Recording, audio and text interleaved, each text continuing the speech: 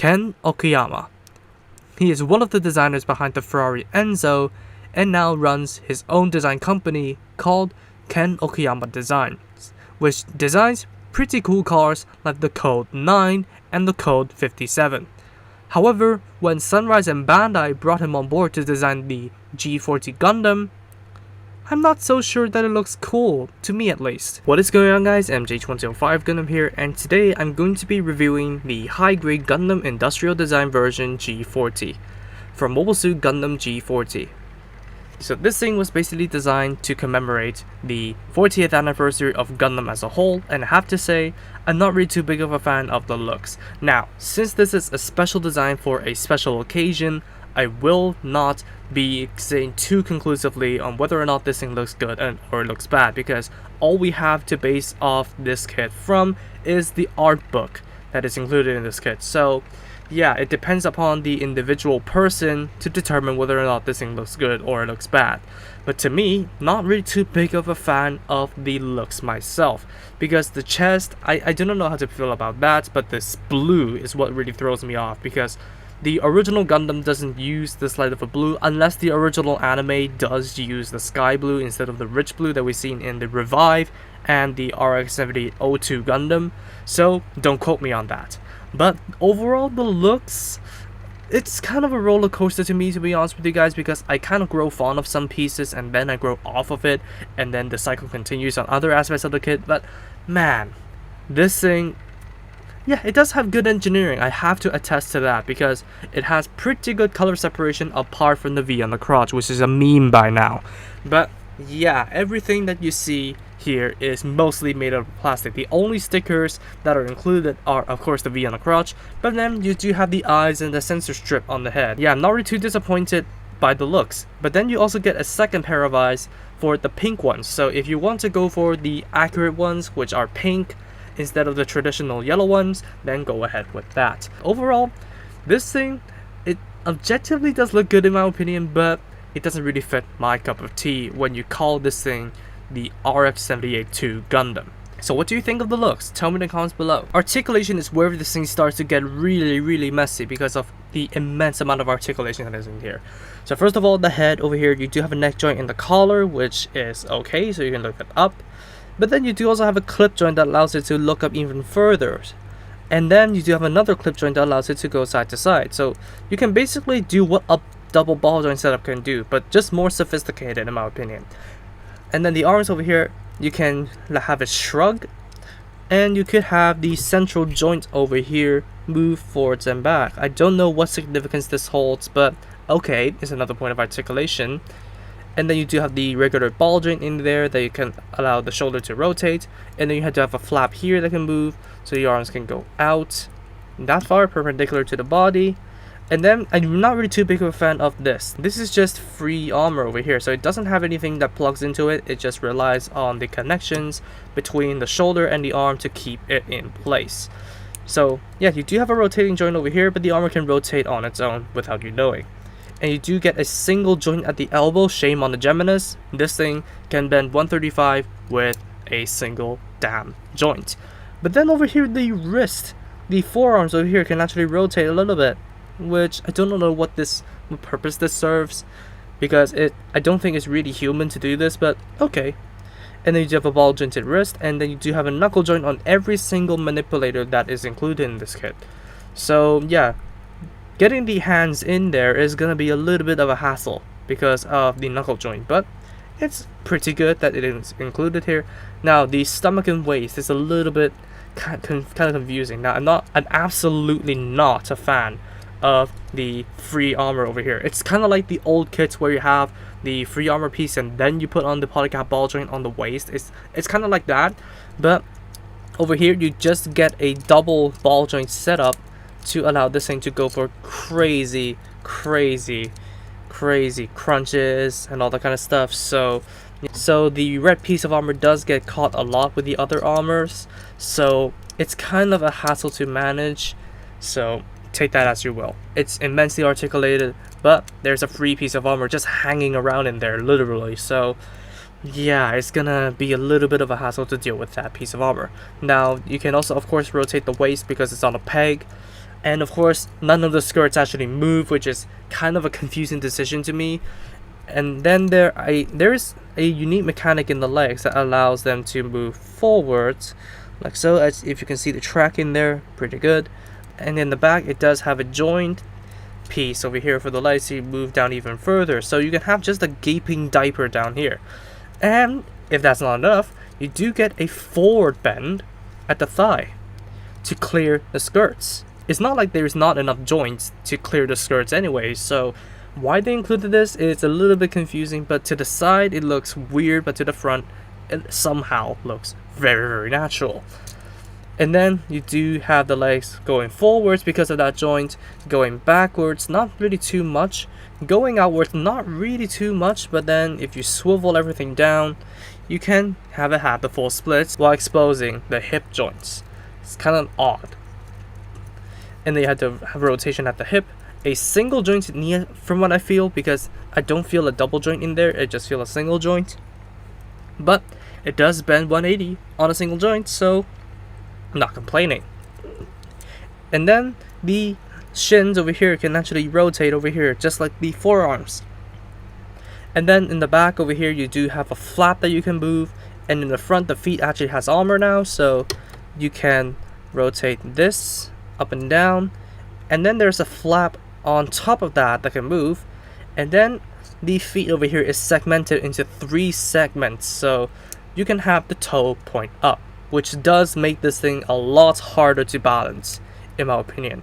And this is the reason why I dislike the joints in this thing, because yeah, I've seen from the Gundam frames, I've seen from all the other kits that uses this kind of a 2-piece joint, they just fall off when you do not want them to. So yeah, I don't think this thing is gonna age really well at all, just like the Gundam frames. And I somehow forgot that the feet can move forwards and back and side to side just because of that annoying joint that can constantly fall apart.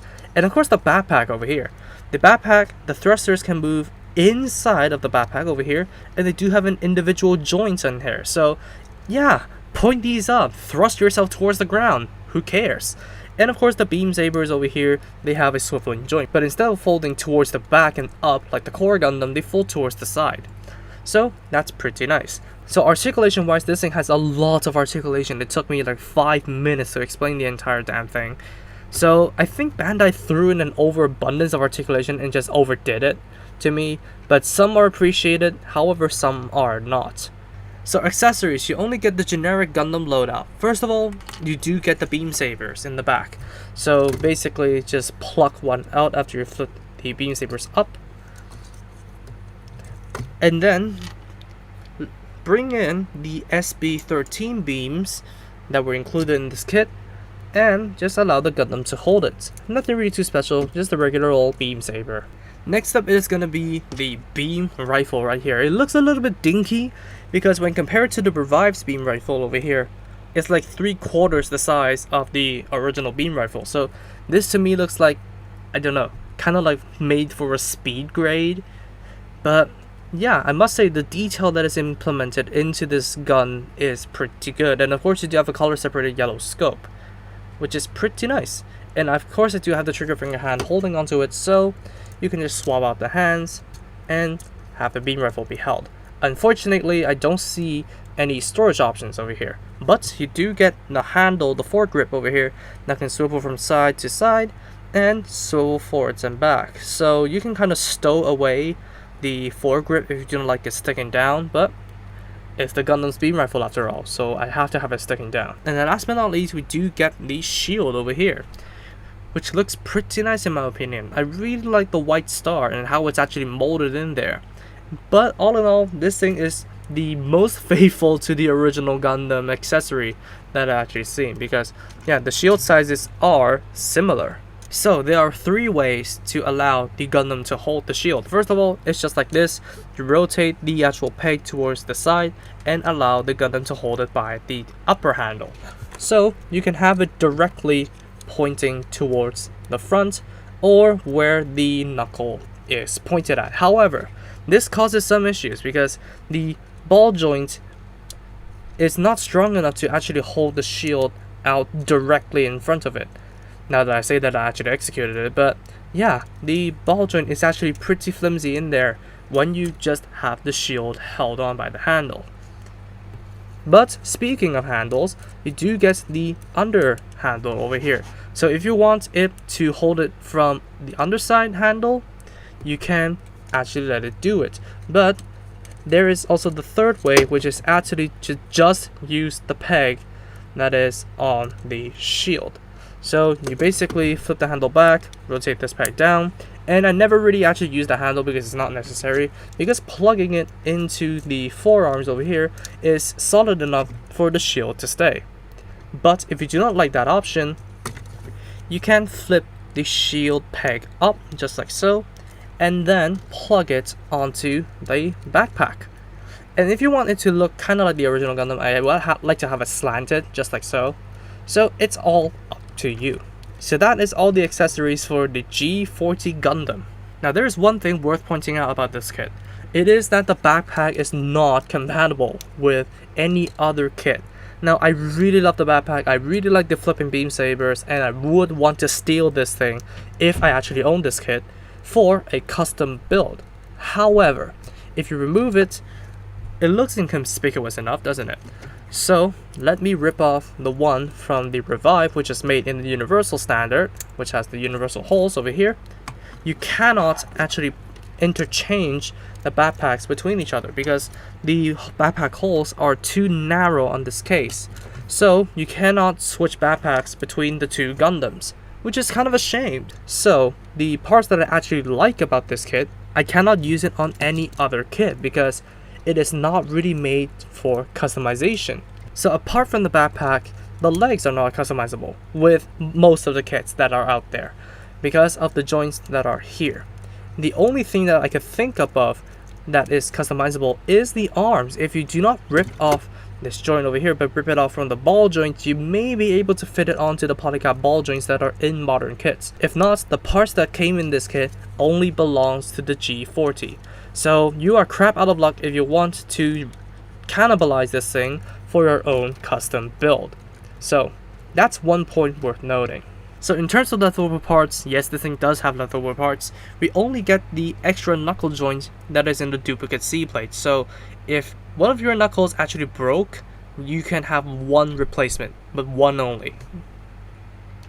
For comparisons, let's bring in the Revive for a comparison right here. Now, yes, unfortunately I broke the V-fin.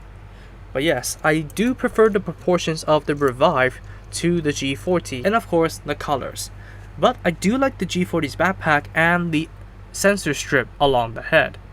So I don't know, which one do you prefer, or do you prefer a mix of the two? Now let's bring in a more recent entry of the Gundam, the Origin Gundam. And of course this thing does have quite the arsenal, so I will prefer the Origin Gundam over the G40 Gundam. So which one of these do you prefer? So that's gonna wrap it up for the G40 Gundam review. What do I think of this kit?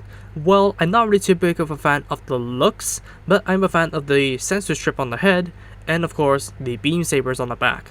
Now when it comes to the articulation though, I feel like they've overdone it. Sure, implementing a good amount of articulation into a kit is good. This thing does have all of the joints to pull off whatever you want to pull off. However, overdoing it does actually hurt the kit. Plus, this thing doesn't have an action-based hole nor an action-based adapter, so you will have to pick up one of the 5 action bases that are available on the market right now in order to get the clip for ancient kits to be propped up. So I feel like that's a little bit of a downside to this kit. So if you're going to be posing this thing on the ground, which most likely you are, then good luck getting it to balance. So yeah, the overabundance of articulation does actually hurt the balance, so it's a little bit hard to get all of the joints to actually work in your favor to get into the pose that you want to, especially if you're posing it on the ground. And the weapons loadout, I really like the redesign of the shield and of course the beam saber, but the rifle looks a little bit too small in my opinion, but it does have pretty good functionality. And then finally, the customization aspect is not strong, because I did show that the backpack and the legs and basically everything, if not most of the pieces, excluding the beam saber effects, are made for the G40 alone. So if I were to have the ability to cannibalize this kit, I would strip the backpack and the head for something else, but I can't because it is only made for the G40 Gundam. So, low customizability, but this thing does have good structural integrity, it does have good color separation, and the looks may be good to you. So overall, I'm gonna give this thing a 6.5, if not a 7 out of 10 if I do like the looks. So yeah, it's a relatively high mark, but don't let me stop you from buying this kit if it is still available out there, because this thing by all means is a pretty decent kit in and of itself. I am just going from subjectivity, and I'm not really too big of a fan of this kit in general. So that's gonna wrap it up for me, for your own opinions, and tell me what you think in the comments below. So that's gonna do it for this review. Thank you all so much for watching this video. If you did like it, please be sure to drop a like, comments, and also subscribe for more Gunpla reviews, Gunpla news, and all that kind of stuff. Subscribe to the featured channels on my channel page if you haven't, and I'll see you all in the next video. Peace.